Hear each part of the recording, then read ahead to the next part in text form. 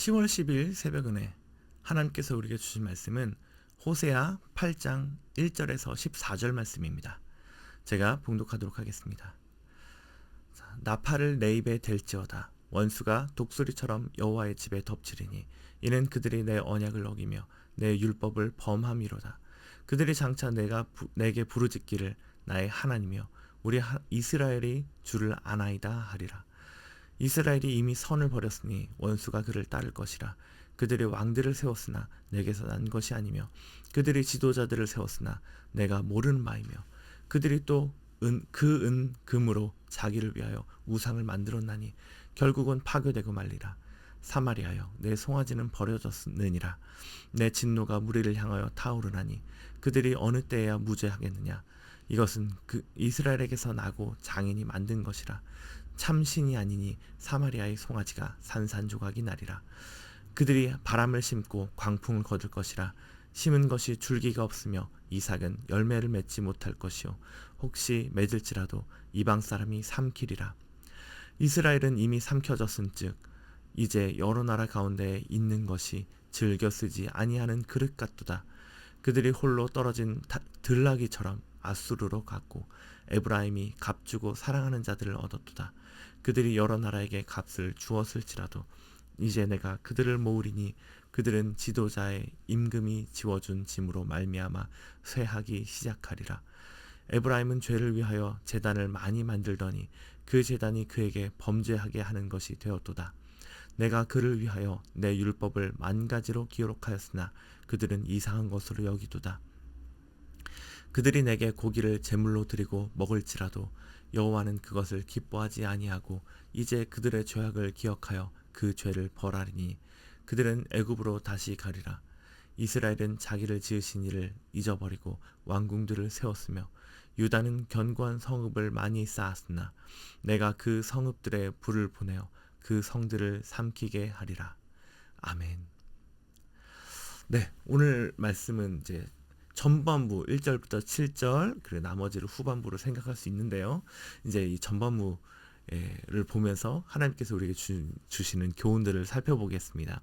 첫 번째 교훈은요. 하나님이 우리의 진정한 왕이심을 인정하고 마음의 안정을 하나님에게서 찾자입니다. 네. 오늘 나오는 이스라엘 백성들의 모습은요. 2절을 보면 좀 확 와요.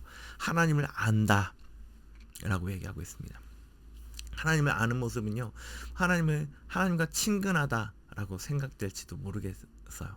근데 이제 이스라엘의 지금 현실의 지금 찬 모습은 왕을 세워도 하나님 앞에 묻지 않고 자기 마음대로 세우고 그 은과 금으로 우상을 만들어서 이것이 하나님이다 라고 얘기하고 있다고 얘기해요. 그래서 5절에 송아지가 버려졌다 라고 얘기를 하는데 이것은 여로보암 시대에 만들어진 그 송아지잖아요. 그래서 이게 이제 애굽에서 우리를 인도하여 낸 여호와 하나님이다 라고 얘기하면서 금송아지를 만들어서 이렇게 이야기했던 것, 그것들이 좀 떠오르는데요. 여로보암도 똑같이 그것들을 만들었잖아요. 그래서 그 송아지가 하나님이 아니기 때문에 장인이 만든 것이고 산산조각 날 것이다. 그렇게 얘기를 합니다. 그래서 7절에 결코 너희들 얻을 것이 없을 것이다. 이렇게 얘기를 하죠. 근데 이런 이스라엘의 모습은요. 또 우리의 모습들을 떠올리게 해요. 우리도 입으로는 하나님을 이야기하고 되게 친근하게 얘기하고 하지만 그래서 겉으로는 우리가 주일 예배, 11시 예배 잘 참여하지만 우리의 삶에서 누가 왕이 되고 있습니까? 또 하나님이 내 인생의 지도자가 맞습니까? 아니면 내가 왕입니까? 아니면 내가 지도자입니까? 혹은 또 우리는 어디에서 마음의 평안을 얻습니까? 내가 의지하는 어떤 재정입니까? 내가 나의 말들을, 나의 불편한 그런 마음들을 토로할 때 그 이야기들을 잘 들어주는 그런 친구입니까? 아니면 영원히 변치 않으시는 우리 하나님이 주시는 평안입니까? 이 당시에 만든 이 금송아지는요, 그 지역의 대세의 신의 그런 형상들을 사람들이 이제 우리의 신들 풍요를 갖다 주는 신이야 라고 송아지를 만들었다고 하는데, 그것을 모티브로 해서 하나님이라고 이름을 붙인 것이라고 얘기를 하거든요. 우리 시대에서 우리가 의지하는 우리의 대세는 무엇입니까? 하나님이 아닌 그 대세를 의지하면 그것은 잠시 우리의 마음을 기쁘게 하고 안심을 줄 수는 있겠지만 결국 산산조각이 나는 장인의 작품처럼 부서지고 말 것이다 라고 경고를 하고 계시는 거거든요. 그래서 오늘 우리가 생각해 봐야 될 것은, 우리가 하나님을 안다, 하나님과 친근하다 라고는 생각하지만 우리가 정말 하나님을 왕으로 모시고 살아가고 있는지, 그래서 하나님의 뜻대로 살아가고 있는지 한번 더 생각해 봐야 될 것 같아요.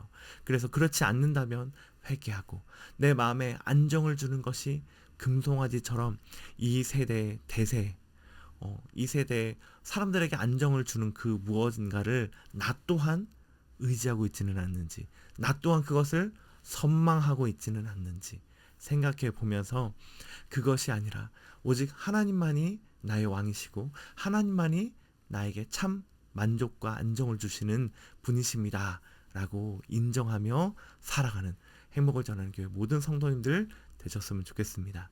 아멘. 자, 하나님께서 주시는 두 번째 교훈은요, 하나님이 진정 원하시는 예배를 드리자입니다. 8절에서 10절은요 어제 살짝 이야기했던 그 교만의 내용이랑 좀 같이 넘어가서요, 이스라엘이 여호와의 백성으로서의 그런 긍지와 의무를 저버리고 강대국에 빌붙어서 의지하려는 그 행태를 지적하고 있는 그 절이거든요. 그래서 그들에게 심판이 임할 것들을 얘기하는 내용이라서 좀 이제 비슷하게 갈 수 있는 부분이어서 11절과 14절을 중심으로 보고자 합니다. 자, 11절에는요, 에브라임은 제단을 많이 만들고 얻다라고 얘기를 합니다. 그래서 그 제단이 범죄하게 하는 것이 되었다라고 얘기를 하거든요. 또 13절에서는요, 고기를 제물로 드린다라고 얘기를 합니다. 자, 그런 것들을 보면요, 제단을 많이 만든 것을 보면 하나님 앞에 뭔가를 많이 했던 것 같아요.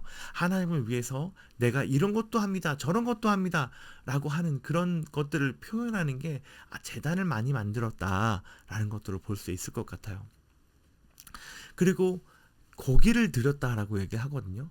자, 우리도 뭔가 밥을 먹으러 간다고 했을 때 가장 먼저 생각나는 게 뭐예요? 고기잖아요.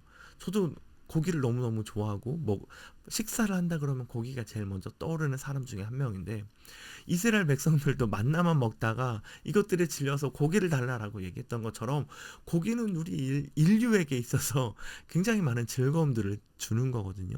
누구나 다 좋아하는 고기.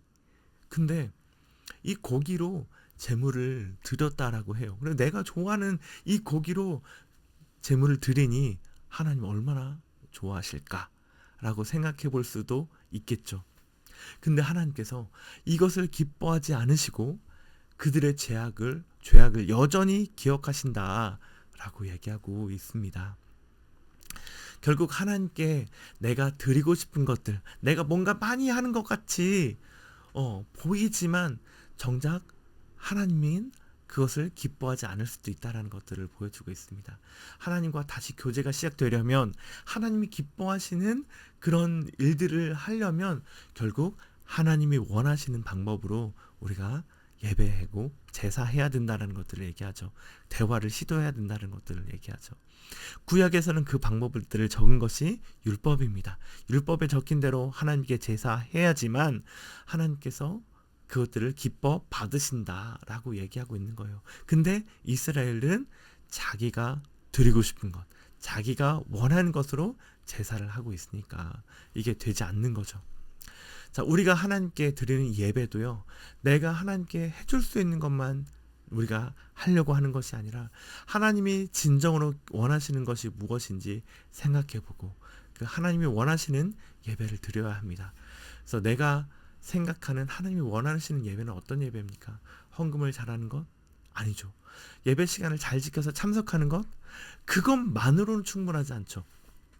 예배를 통해서 나의 죄악을 기억한다고 하셨잖아요. 나의 죄악을 주님께 고백함으로 나의 죄를 다스리고 깨끗함을 받고 그 주님의 음성에, 그 말씀에 순종하여서 주님의 사랑을 이웃에게 나누는 것이 아니겠습니까? 그것이 우리가 드려야 할 영적 예배가 아니겠습니까? 그것이 하나님이 우리에게 진정 바라시는 예배인 것입니다.